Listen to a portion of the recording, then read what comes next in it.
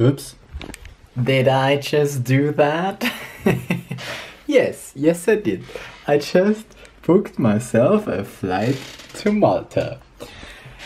I have literally no idea if I'm even allowed to get into that country. I have no idea if hotels are open. I have no idea if restaurants are open. But I have an idea about wanting to get away from here.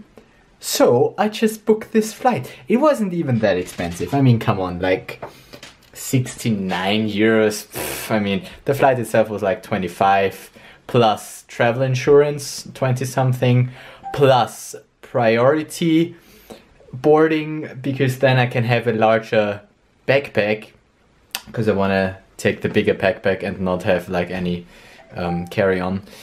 So yeah, and then we're gonna go Malta for 14 days at the end of March, because I took the first date where there is a direct flight from Vienna to Malta, because I don't want to leave Austria first before I get to the airport, because getting out of, you know, crossing borders in those times is just another risk factor. So I wanted to fly directly, and because otherwise I could have flown via London, but that's just useless. That's just flying there, flying down. That's not good for the environment either. Speaking of, I haven't flown in like 3 years, 4 years, something like that, because I just decided it's not environmentally friendly and whatnot. So I always took the train. But to Malta, you can't really get to train easily. And I want to check out Malta. Like, I want to see new places. And it's still quite close. Like, it's not like flying to Canada, which I would have done in March last year. But yeah, so the environmental impact, I mean, it's such a cheap ticket that the remainder that I would have paid for, you know, a normal ticket, it's ridiculous that you can buy a 25 euro plane ticket, return ticket to Malta and back. That's just, how is that possible? How can that be sustainable? I don't get it. I just don't get it. I pay 60 euros for the train to Vienna. I mean, what the fuck?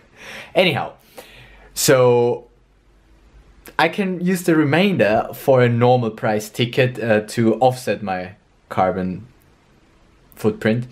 I mean, offsetting is not ideal, but it's better than doing nothing. So we're gonna do that.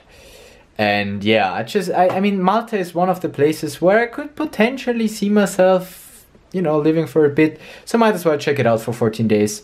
I literally took the cheapest flight possible such that I can offset it. And even if I'm not allowed to travel, like 69 euros happens. I wanted to just book it because now I have the commitment that I'm gonna do that. I have zero plans, like nothing. I just booked the flight because I just need to get started in getting stuff done, and then I will force myself to figure out the rest. Because if the past 3 months I've been sitting in Austria again, and I'm like, not feeling good. I don't know what I'm doing. So just gotta book a flight, and then we'll see where we go from here. I'm not making any progress with the cleaning up. Thanks for reminding me. But hey, I have the second monitor here now. Look at Bitcoin going past 50k. Isn't it nice? Isn't it just funny? Look at it just go. Anyhow, so yeah, that spike today paid for my train, for my train and for the plane and basically for the hotel as well. So, if I get a cheap one.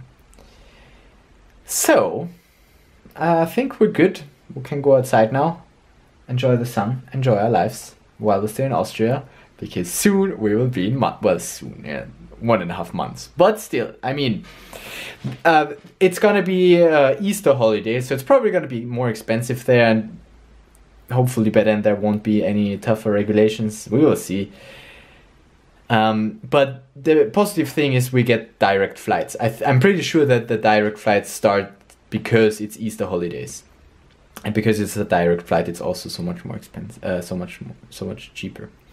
Okay. Anyhow, I think we're good. I think I said what I wanted to say. I shall see you tomorrow.